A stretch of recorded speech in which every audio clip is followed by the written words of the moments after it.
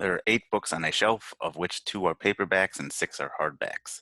How many possible selections of 4 books from this shelf include at least one paperback? So a combination question. I want to start by writing out just the pool of books I have to choose from. So I have 2 paperbacks and 6 hardbacks.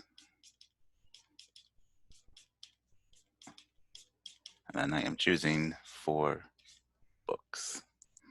And it says, how many include at least one paperback? So we can think of this 2 ways. So you can just take a second to think about what does at least one paperback mean?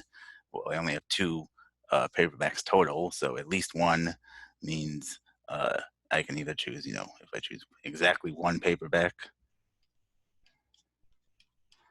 or exactly 2 paperbacks. Those are, so I can find the number of ways I can do each of these, then add them up, and that should give me my total number of ways of getting at least 1 paperback. Or if I recognize at least one is sort of a trigger word, meaning if I can find my total number of combinations, the total number of ways, I can just choose 4 of any of these books and then subtract out the ones that contain no paperbacks.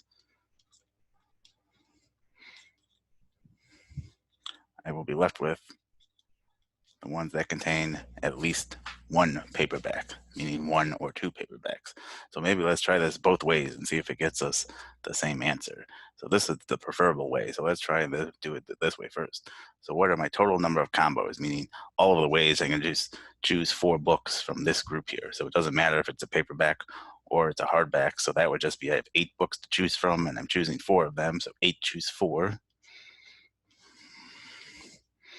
That'd be 8 factorial over 4 factorial times 4 factorial. That's going to be 8 times 7 times 6 times 5.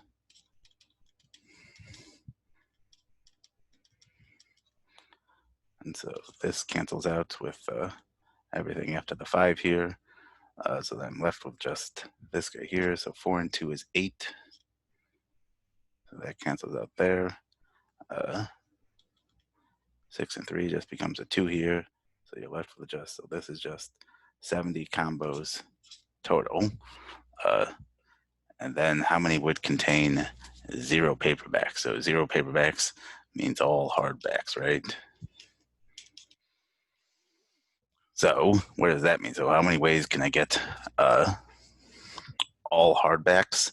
That would mean you're choosing, from your 6 hardbacks here, and you're choosing all 4 of them. So minus 6 choose 4.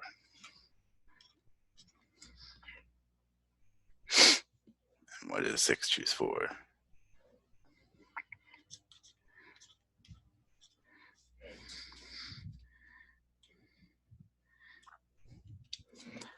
Six factorial over 2 factorial times 4 factorial. So 6 times 5. Everything after that will cancel out our 4 factorial times 2 times 1. 3 times 5 is 15. So 55. D. Let's maybe try it this way too. So how many ways can I choose exactly 1 paperback? So 1 paperback really means 1 paperback and 3 hardbacks. So if I want to choose 1 paperback from my 2 paperbacks, that's 2 choose 1. And then any of those paperbacks, either of these papers can be combined with any of these, any 3 hardbacks to give a unique combination of 4 total books. So how many ways can I choose 3 hardbacks? Well, I got 6 to choose from, and I'm choosing 3 of them.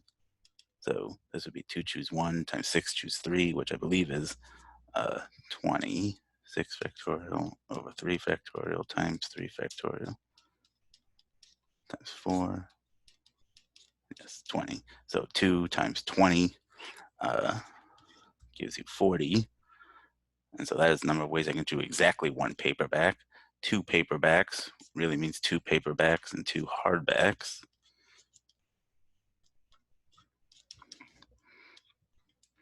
So what is that? So if I'm choosing 2 paperbacks, that's 2 choose 2. And then how many ways can I choose 2 hardbacks? Well, I got 6 to choose from, and I'm choosing 2 of them. So 2 choose 2 is 1. So I just got to find out what 6 choose 2 is. And hopefully it's 15. 6 factorial over 4 factorial times 2 factorial.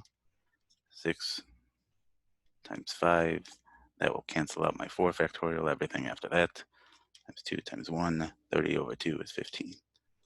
And so then I got to sum these up because I talked about at least 1 paperback. So I need all the ways I can get exactly 1 and all the ways I can get exactly 2 paperbacks. So 40 plus 15 is 55. So it matches. So I think the first way is preferable, but if this makes sense to you, it won't steer you wrong. So either way, the answer is D, 55.